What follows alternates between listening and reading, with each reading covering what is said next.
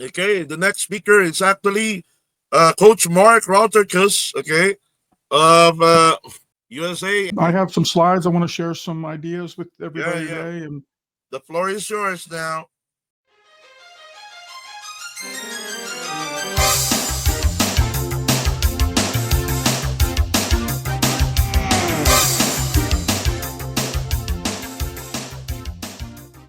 one of the things that I wanted to focus on are the words that a coach uses. And there's an example of this in a moment, but this or that, or here or there. When we're speaking, we need to give great descriptions for audio clarity. It's not enough to stand on a deck and say, put your hand here, not there, because the swimmers aren't going to understand what's being said. So those descriptive words are very valuable. And I wanted to bring this to our attention that we're going to see. So we were talking online the other day with a coaching friend, Steve Friederang, and he was speaking about medial rotation of the shoulder joint. And he was saying, do this, not that. And if you're just listening, you have no clue as to what is actually being said. So let's take a little flashback. I'm going to jump away from the slides for just a second and try to find this clue. And we can listen to this, not necessarily as to what's being said, but actually as to how it's coming across. Yeah, Steve uses a lot of video with the kids, and that's fabulous. Give this a listen. The shoulder medial rotation is critical. We're talking about the medial rotation of the shoulder joint with Steve Friederang. It's all about the strokes and the shoulder positioning. The shoulder medial rotation is critical. What I was just telling her looks like a very minor thing, but they've heard it a lot and they still mistake it a lot, but not as much as they used to. The average, we really teach this in breaststroke. When people come in and their shoulders are rotated this way, okay, we want medial rotation of the shoulder joint. That's this way. If you're rotated this way, the only thing you can do with your elbows is bend them toward your face, right? You can look like this, like you're doing it right, but my shoulders are still rotated out. It's hard to see. It's really subtle. Now watch just my shoulder. It's good that I'm wearing a tank top now. All right, it's from here to here. It's very subtle. It's very hard to see, almost impossible to see when you're just watching from the deck. It's even really hard to see unless you're absolutely looking for it. But what you'll see, even if you can't tell they're doing it, is when they put their, especially in butterfly or breaststroke, if they have their hands here, they can't, and their shoulders are rotated out. Now look, the hands are the same. So, right, you could actually rotate at the wrist joint and put the hands in the right place, and it looks like they're in streamlined position. It looks like they can pull, but they can't because the shoulders are rotated outward. They can't do this. They can't rotate and get a early vertical forearm. They can't do it. It's just physically impossible, no matter how flexible you are. But some people are very flexible, get away with a lot of it, and can have a really narrow front pull. But I don't even like that. So, I mean, the only reason I like it is you don't have to get the hands out and then get in this position. But again, even if the hands are out, they could have their shoulders rotated the wrong way. And so it looks like they're pulling back, but they're not. And it looks like they're dropping their elbow, but they're not. It's the shoulder rotation here that once it's rotated in, now they can come in here and pull themselves forward by pressing the water backward. But until the shoulder is rotated inward, then that won't happen. Now, the clue is that most good swimmers rotate their shoulders inward and pull with an early vertical forearm. But there's a pause. So when you have that glide in the front of freestyle, they've got their shoulder rotated out a little bit like this. And so they're gliding because they can't pull. Then they pull and they get done. Then this arm starts moving, and then they start to rotate in and get the water. During that time, that loss of velocity is when we have an opportunity to swim faster than people that do that. So I'm going to jump off of that. And allow you guys to come back to it and watch the complete video. I love it. He's giving a powerful statement as to what a good swimmer needs to do, but the verbal words, do it here, not there, or this, or not that, when it came across on the podcast was totally different from what we see in the video. So, and some people are more tuned into what is visually in front of them. Other people are going to be more into what is the verbs, the words, the language that is said. But as coaches, we have an opportunity to really speak clearly and to make more flowerful, more detailed, more descriptive languages.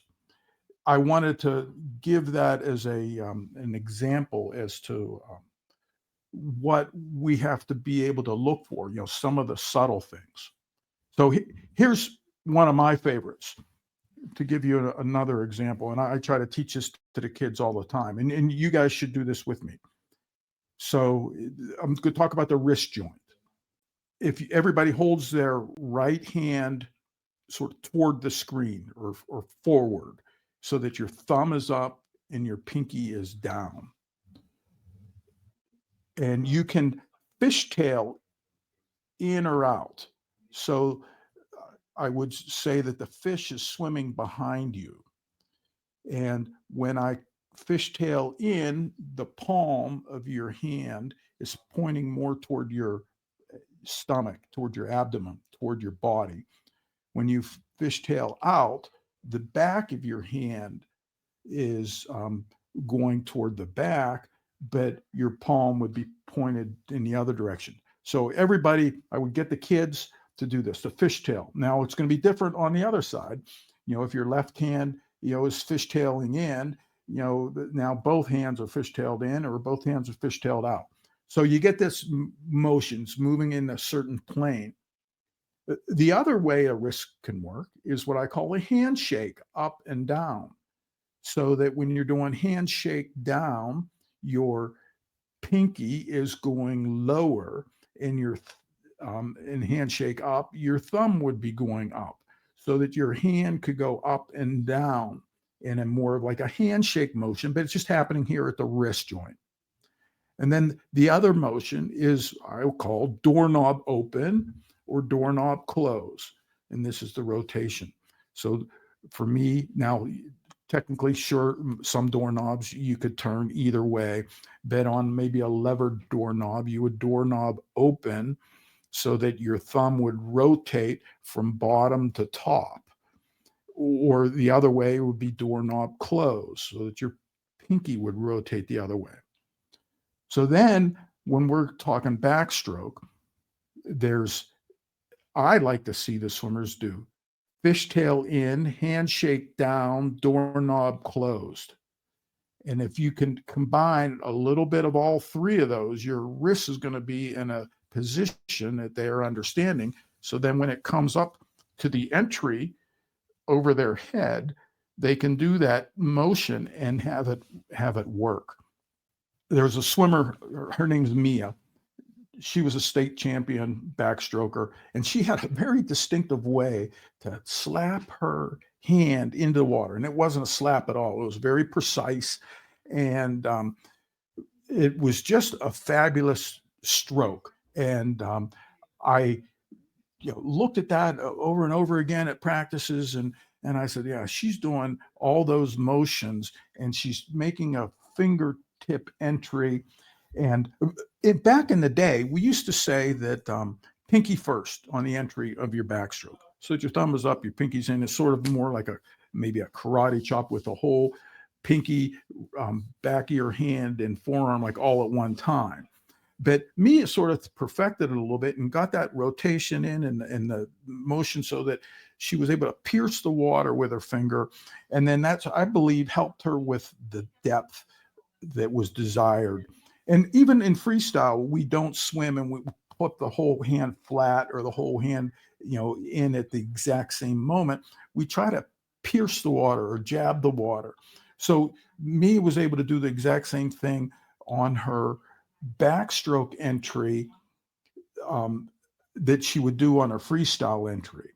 And then I believe that also helped when she would do the down sweep into the backstroke, just like you do in the freestyle. It's starting to help even with your propulsion and getting the right glide.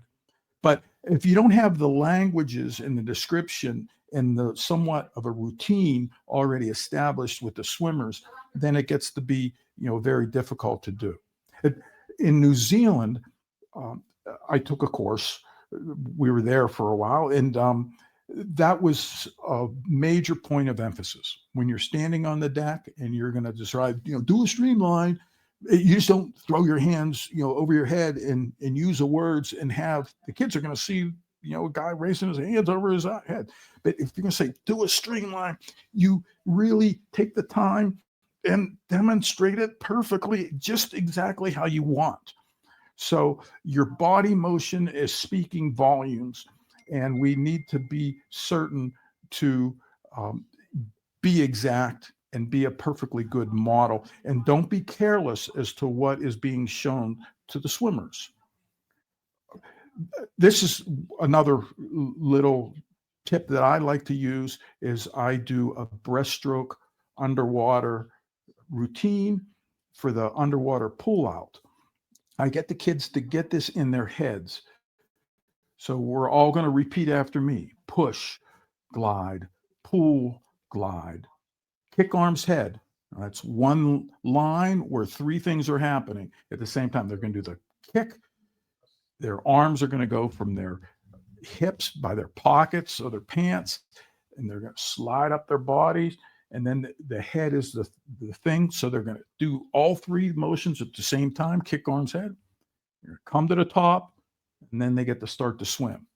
So we'll take 5 minutes, and we'll repeat this over and over again. Push, glide, pull, glide, kick arms head, come to the top, start to swim. Okay, then after they get that, it's not exactly perfect at this time because we still have to add the optional positioning of the giant butterfly kick. One fly kick can be inserted in the routine. And then we explain exactly why that was a rule change, and then they can make that fly kick.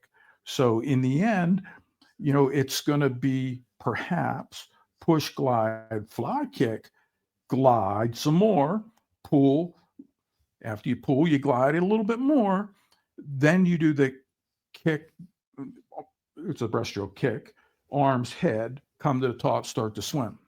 So that fly kick, some people like it to occur right after the first glide. Some people like it to happen while they do that big pull. But you can jazz it up, give the swimmers the ownership of it. They have to know the rules, but you test and tinker it. You see how far they can go, see what fits better. And they should really know each of the components, know the routine, and then be able to figure it out with themselves, over time. And this takes, some minutes of practice. But once it's a foundational thing, and the kids should be learning this maybe if they're, regular full-time swimmer, their first year of swimming. But, I was surprised. I was coaching at a college meet the other week. I was actually timing. There's a big college meet. I noticed some of the breaststrokers weren't really deploying that butterfly underwater kick with any energy. So they were doing the first part, but they didn't have the kick. I said, hey, coach, I like the way he was swimming, but boy, you're fast. If he could put a little extra zip into the fly kick, it'd be valuable. So some of these fundamentals are often even good to go back and review with, those elite swimmers. And even with those swimmers, if you teach them a really elementary thing, you're coaching them so that one day they'll be able to coach their own kids, or they'll be able to be a better coach in the future as a professional. Take the time to teach some certain routines, even to the elite kids, so that they are understanding okay, so when I next give a private lesson, or when I next, see a group of 12-year-olds, I can teach them something, and I'll be able to lean upon some of the experiences that my coach taught me. That's that fly routine, and more about the head. Now, when I say kick arms head, that's sort of a unison action. It's really not just the chin coming up and the head going up. We need a great body position throughout.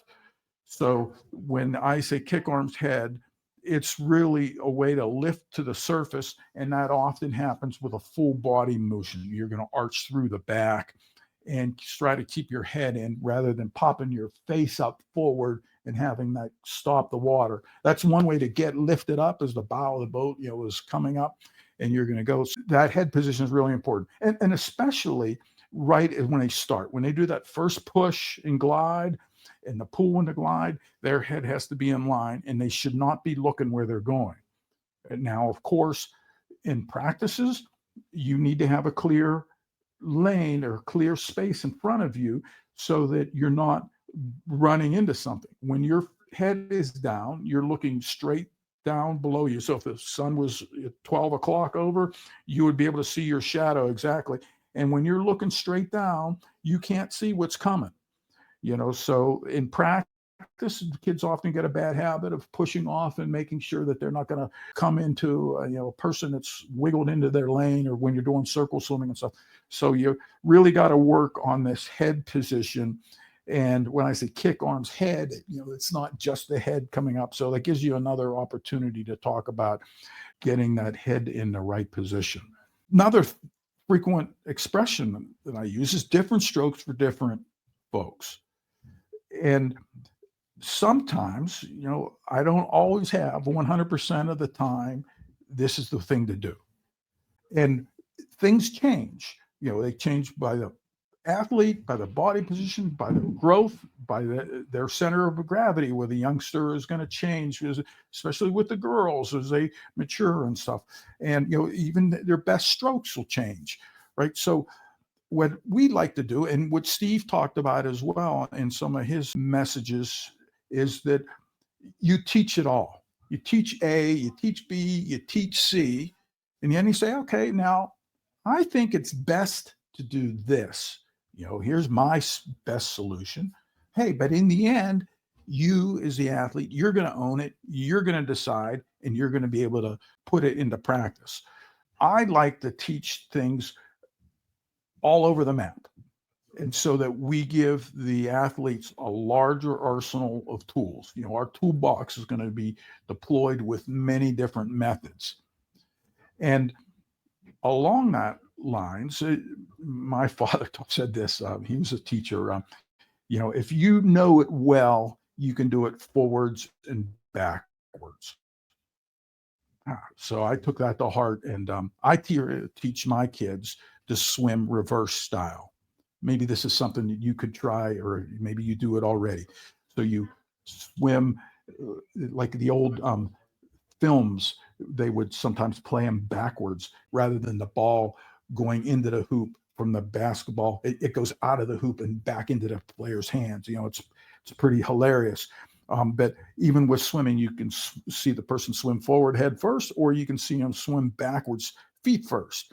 So I like to take some time. We generally might do 10 minutes a day for 5 days in a row, and we'll start our little reverse swimming method and teach the kids how to hold onto the wall with their hands, make their body rigid. It's behind them, point their toes to the other end of the pool so that their face is right there by the body, and they push off with their hands rather than pushing off with their feet. And now their feet are going to go first down the pool, and their head will be last. And they swim freestyle in reverse method. They have to grab the water that's down by their pockets or by their hips as long as they can, or sort of reaching by their knees, and then they push that water all the way forward and then up over their head, and then they come with their hands out of the water.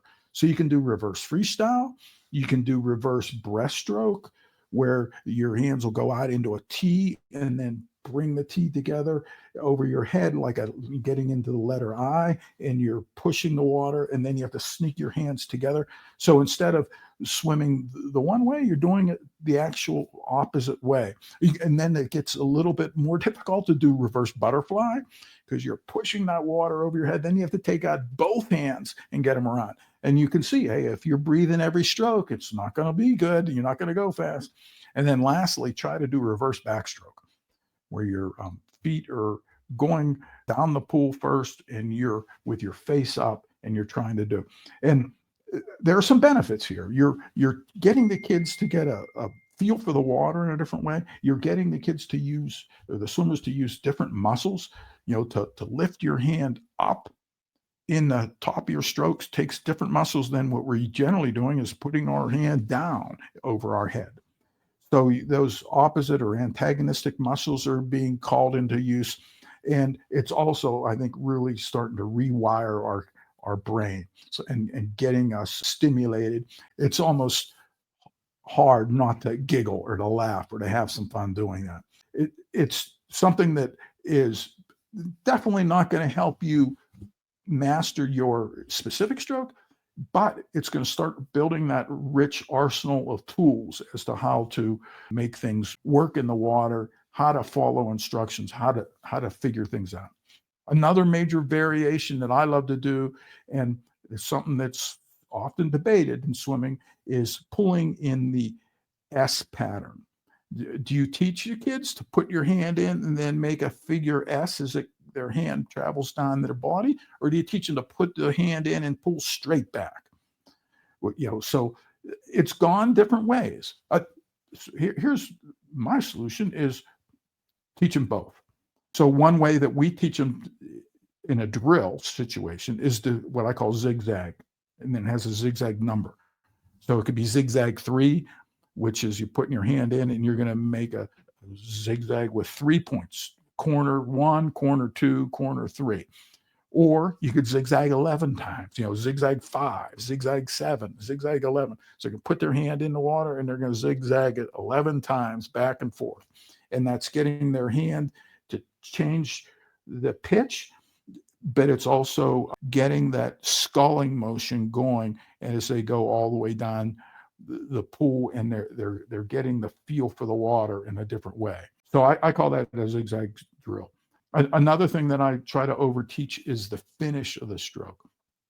And I call this finish up, where if you take your hand out of the water, it past your hip and begin the recovery, and there's zero splash, it's zero. And I'm using yards or feet on this, but probably feet. Sorry for the international thing, but I have it from 0 to 10. So if the kids come out of the water with their hand at the finish and the splash is so explosive, like a volcano, that is the water is going up and dripping onto the backstroke flags, that's 10. We'll practice swimming with different intensities and velocities of our hand, just grabbing that water. And all I'm looking for is that they're making a big exit flash. Now, of course, you can't make a big splash unless there's a lot of velocity with your hand. And you can't just grab the water that's sitting at the surface. You have to start by grabbing the water that's below your belly button and with a big, strong cup of the hands and rotating your body hard and throwing your hand out of the water, but using your whole musculature of your arm and your back and your hips to make that explosive. And now they can't see what's happening over their bottom behind, so it's good to have the kids see each other, take a moment and say, I want you guys to swim under the flags and have such an explosive exit on this one. We're going to over exaggerate, but I want to see when we're done that the water droplets are dripping off the flags like it was just raining because all this water's gone.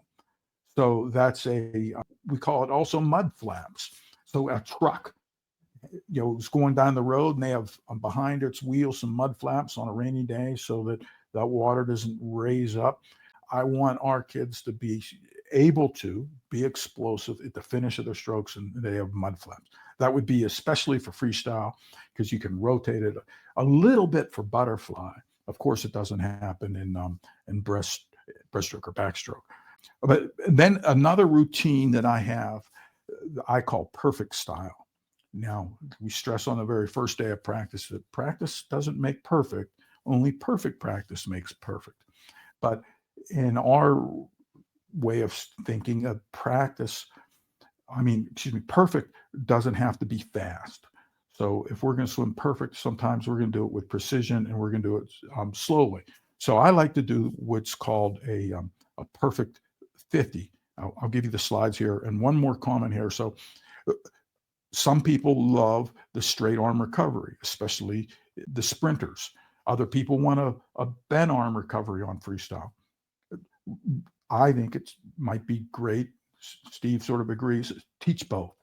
Make sure they know the difference. They can feel the difference. They can find their own groove as to how that works. I want to come back to this perfect 50 routine, but it's all about physical literacy.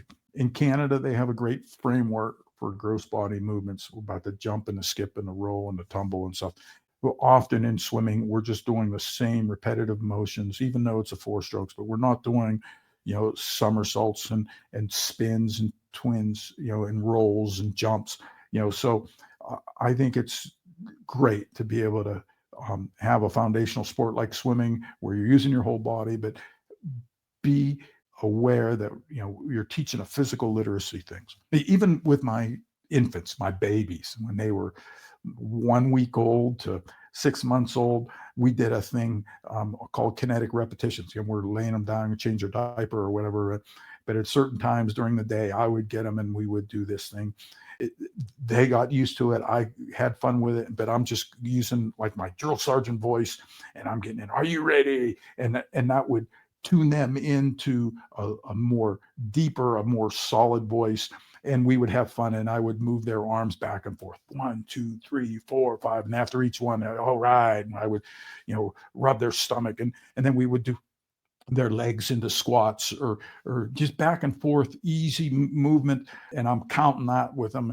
They got, even at a young age, they would get expected. It would be a happy time for them. The perfect 50 routine. And we would use this to start a practice. I learned this from Coach John Mason. He was a coach in St. Petersburg area. There's a number of steps involved, and it's the way we're going to get into the water at the beginning of practice. So the first valuable point here is to get into a zone of concentration with a focus only on the starter. So all the distractions are ignored. You're getting ready for the race. There's a time to wave to your fans and friends or to cheer for the person that just went, in the heat ahead of you or to, stare down your opponent. But then there's the next zone of concentration is, internal for the athlete, but also to the starter. So when we get into that zone of concentration, they're generally stepping to the blocks. If somebody says, hey, and they call their name and they look, that's not good. So that would be a strike against the zone of concentration. So it has to be where you're ignoring all the other influences and only paying attention to the starter. You're going to streamline in the air. So I ask that the swimmers put those hands together, one on top of the other, and they hit the streamline before they hit the water. This is some starts from some of the little kids. So we're going to have our hands hit together in the air before they hit the water. So the Perfect 50 is a routine we use to start practice. It's a way to get the kids in the water. It's a way to get their minds onto the task at hand, and it's a way to always practice starts and turns. Only perfect practice makes perfect. Really builds some good habits. It starts with a zone of concentration. Everybody has to do it perfectly, or we do it again. And if it's not perfect, then we don't advance to the next part of the practice. So it starts with a zone of concentration. You have to be solid on the blocks. You dive in with streamline in the air. You don't breathe into or out of the turn, so no breathing in the red zone. And at the finish, you touch on the middle of the lane, underwater, onto the tee, one arm to the wall, one arm backwards, And at the end of the race, you do a sign of emotion. You show a smile. You pump fist in the air. You give 5 to someone. In this, he talks about, the S pull, or he talks about drag. He talks about how the water is 800 times more dense than the air.